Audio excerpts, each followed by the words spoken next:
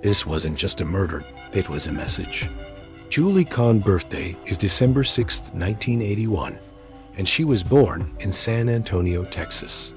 Because she was an only child, her parents loved and cared for her very much. Amber has loved animals since she was a child. She always brought home strays, not just cats and dogs, but also turtles, frogs, and just about any other animals she could find. Her parents let her keep them. She finally chose to become a doctor over time, and her plan was to go to college after high school. She thought she should save some money first, so she got a job at a video game shop. Amber quickly showed that she could be counted on and worked hard, and soon she was promoted to shop manager. That job was hers for about 3 years. She finally signed up for veterinary classes at the nearby college when she was 25 years old in 2007. Amber was meant to open the store for her shift on January 29th, but she never did. For some reason, she was never late because she was the boss. But that morning, no one had heard from her. The main office tried calling Amber, but she didn't answer when they saw that the store still hadn't opened. Still thinking about this case? So are we. Give it a thumbs up and subscribe so you don't miss what's next. They even called the store's number, but got no answer. So they called a nearby business and asked one of the workers to stop by and take a look. George, one of the workers, agreed to go check out what was going on. No one was inside the shop when he got there. The doors were locked, the lights were off, and it was pitch black. He looked around the building and through the windows, but he didn't see anything strange, so he left. After that, he told the boss what he had seen. They tried to get in touch with Amber over and over, but she never answered. The corporate called the other shop again around noon and asked Giovanni to go back for another check. Hours went by, and she was still not there. He went back to the store, but this time something was different. He looked through the window and saw that someone was inside. It was Brandon, another coworker. The lights were still off, and the doors were locked. Javan walked in right away and saw that Brandon had messed up the place. There were game boxes and other things all over the floor. There was cash all over the bar, and the register was open. People were acting like they didn't even see the chaos, but it looked like someone had broken into the store. He went to the manager's office to check the safe, which is where the cash from the previous night was kept. But as soon as he opened the door, Giovanni stopped moving. Right there on the ground was a body with a plastic bag around its head. Giovanni called the cops right away, and they got there quickly. It wasn't long before police were sure that the victim was Amber. They looked around the store and came to what seemed like the clear conclusion. She had been killed in a theft. There was a lot of cash on the counter, and the office safe had been almost empty. For now, Amber's car was still in the lot outside. The doors were wide open, and her cell phone was on the seat. Why would she leave her car wide open with all her stuff inside? That made me wonder even more. The killer's way of leaving the building was another thing that didn't make sense. When Javan got there early that morning, both doors were locked. Police were able to figure out that the suspect had taken more than just cash with the help of other workers. Also stolen were about 50 video game CDs, an Xbox, and a few PlayStations, worth a total of $6,000. The medical examiner found that Amber had died of asphyxiation while the cops were putting the puzzle together. The killer held a plastic bag over her head until she stopped breathing. According to experts, the fight went on for a few minutes. Amber fought with all her strength, but couldn't get away. Also, they found that her hands had been taped together with duct tape at some point, but the killer had probably taken it off after she died. When the police talked to Amber's coworkers, they found out that she usually got to work an hour early at 9. A mind-eyeing.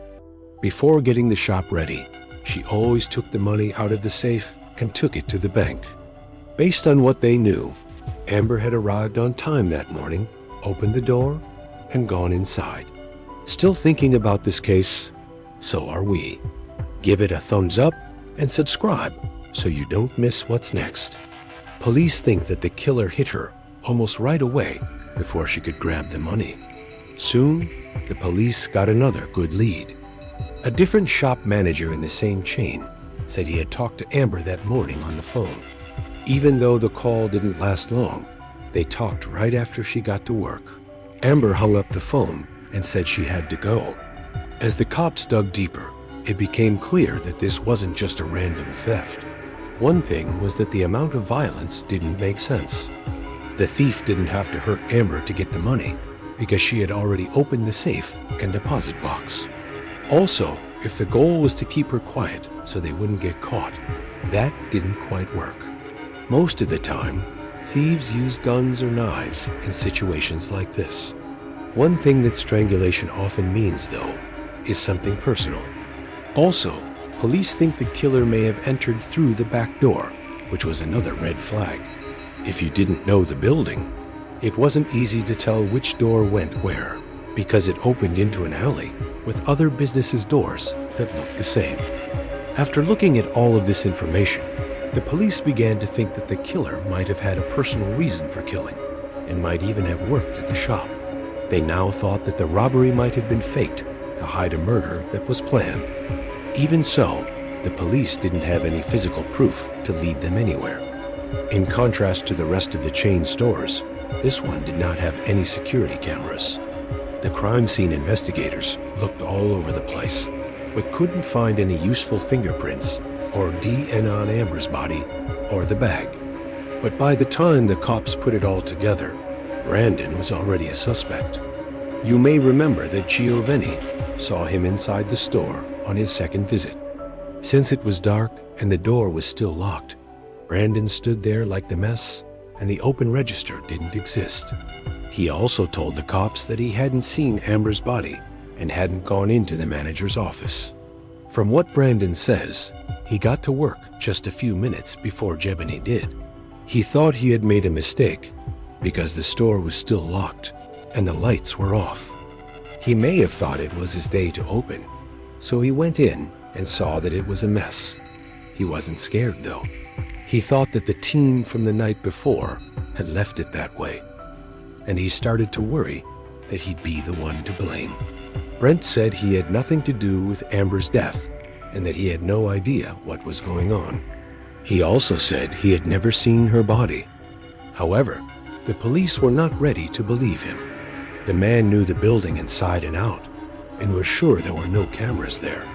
On top of that, they had found something else that could be a reason. Amber's family and co-workers told the cops that she had complained about Brandon more than once. He worked as her helper, but Amber said he never did his job well and always put it off. Things got so bad that she finally decided to make a formal report to the boss and even asked that he be fired. But here's the important part. Amber was going to send that report the morning she was killed. Yes, Brandon did have both a reason and a chance. Still, the cops didn't have any proof that he was involved with the crime.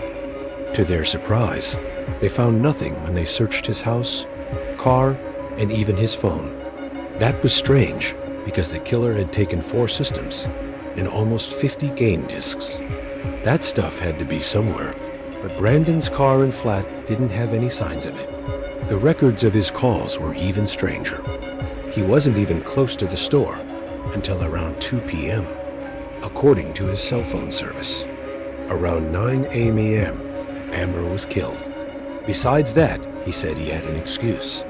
When the cops asked him about it, he said he had spent the morning helping his fiancée and her parents. They all believed him, but the cops still weren't ready to let Brandon go. They checked his story again and again over the next few days to see if there was any way he could have pulled this off. At the same time, Amber's funeral was going on, and to everyone's surprise, Brandon showed up. Her whole family knew he was the main suspect by that point, so seeing him there hit her hard.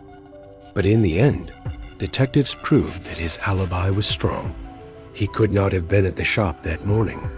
There were a lot of red flags and strange behavior, so they had to rule him out and look elsewhere. Also, they thought about Fred, Amber's boyfriend. Not long before she died, she texted him, "Love you." But like Brandon, Fred had a perfect excuse for what he did. The cops were once again back to the beginning. Still thinking about this case? So are we.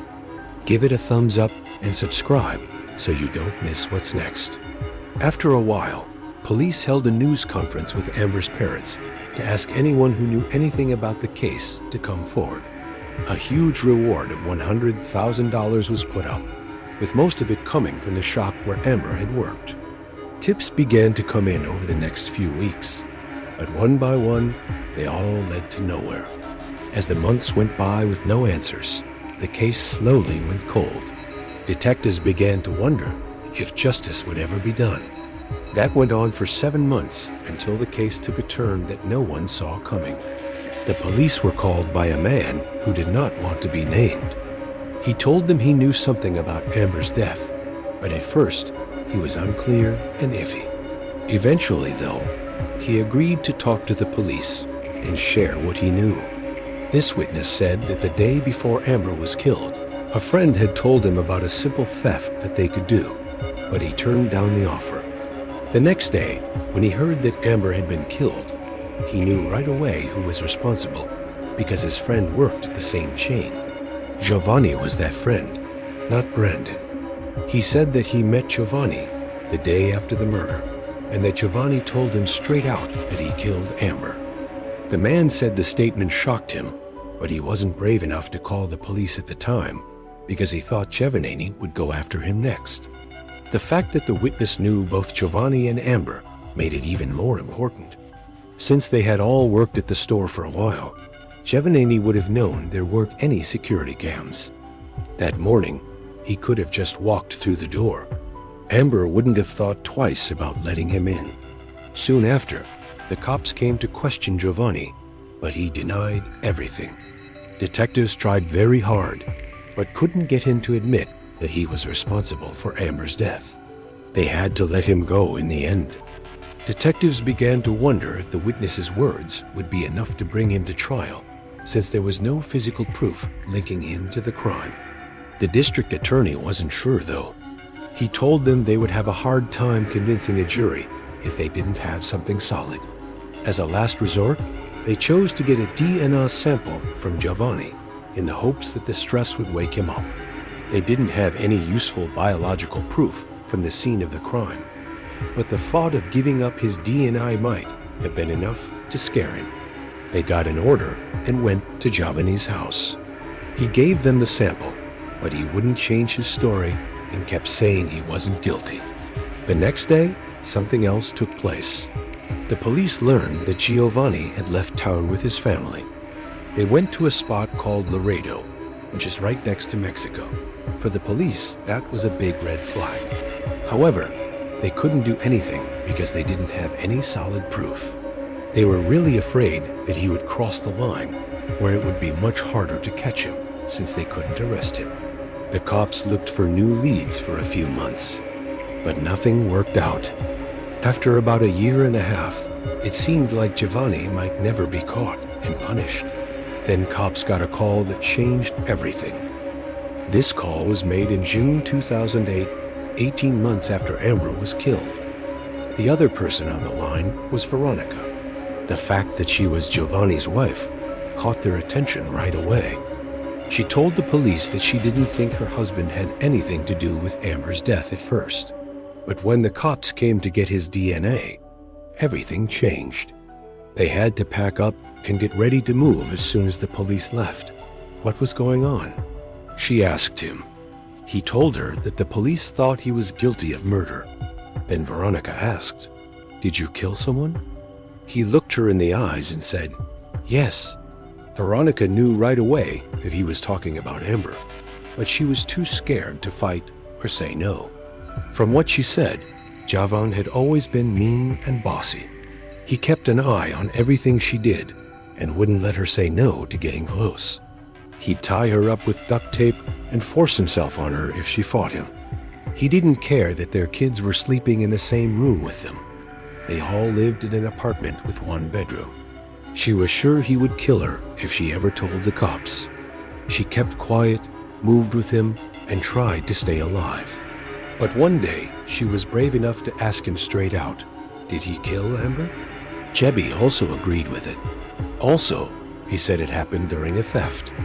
He wouldn't turn himself in, even though Veronica begged him to. So she told him she was leaving him and would be taking the kids with her. Jovan told them to calm down and talk about it over coffee. He did not take her to a cafe, though. Instead, he drove her out into the middle of nowhere, locked the doors, and pulled out a gun. Jebby wouldn't listen to her pleas to kill her. Still thinking about this case? So are we. Give it a thumbs up and subscribe so you don't miss what's next. He her while holding a gun to her head. After that, he did something she didn't expect.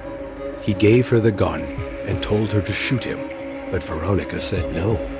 She got him to agree that their two kids would lose both parents if he died, and she went to prison for killing him. He cooled down in the end and drove her home. Giovanni took her and the kids to her mom's house the next day and then left. She called the cops as soon as he left. After getting her story, the district attorney finally gave the go-ahead to arrest her. What was wrong, though, was that no one knew exactly where Giovanni was. Detectives thought he was already in Mexico. They got in touch with the U.S. Marshals, put him on their list of 15 most wanted people, and started working with Mexican officials to find him. It took about 15 days of work before the Mexican government finally found Giovanni at the home of a family member. There was only a few miles between him and the U.S. In a cruel twist of fate, he was playing one of the games he had stolen from the shop the day Amber was killed when he was caught. There was a deal between the U.S. and Mexico that said Giovanni could be sent back to Texas, but prosecutors had to drop the death sentence as a condition of the deal. They didn't really have a choice, so they agreed. Finally, they chose to offer Giovanni a plea deal because the DEA didn't think it was necessary to keep the trial going for years without the death sentence. It was agreed that Giovanni would plead guilty in return for a life sentence with a chance of parole after 30 years. He finally agreed and told what he thought happened that morning. He said that he had no plans to kill Amber because he had just lost his job. All he wanted to do was steal some money. His first words were, "She did everything I asked." But when she tried to call for help, he killed her. The police didn't believe that story at all, though. The first thing is that Genie hadn't lost his job. At the time of the murder, he was still working at another shop. Also, the idea that he wasn't planning to kill her didn't make much sense. Amber knew who he was. She would have been able to tell the cops exactly who to look for, even if he got away with the theft. Besides that, he said he felt bad the whole time and was thinking about turning himself in, but he kept putting other people's needs ahead of his own, whatever that meant. As part of the deal, Giovanni only had to admit some of what he knew. This means that we still don't know everything that really happened that day. After everything, he was sent to jail, and he won't be able to get out until 2038. After the judge gave his sentence, Amber's parents made it clear that they will do everything they can to keep him in jail. Finally, I want to talk about Brandon. At first, police thought he killed Amber. Over the course of several weeks, police handled him like a murder suspect, and his family and friends were aware of this. Police even tried to get his fiancée to help them catch him. Their question was, how can you sleep with a killer? And they told her that she could become his next victim. Even so, the cops never told Brandon for sure that he was no longer a suspect. He was afraid of going to jail for a long time for something he didn't do, and no one around him knew he was free. Brandon was able to rebuild his life in the end, though. He got married and had a child. In 2018, he even saved the life of a little girl. He was a truck driver at the time, and as he drove by a drainage ditch, he saw a 13-year-old girl being carried away by the water. The rain was very bad, and the canal was full to the brim. Brant ran over to help her because she couldn't get out on her own. Some people helped bring over a ladder, which the girl used to get out. She was in the hospital for a few days, but Brandon helped her get better. Thank you for watching.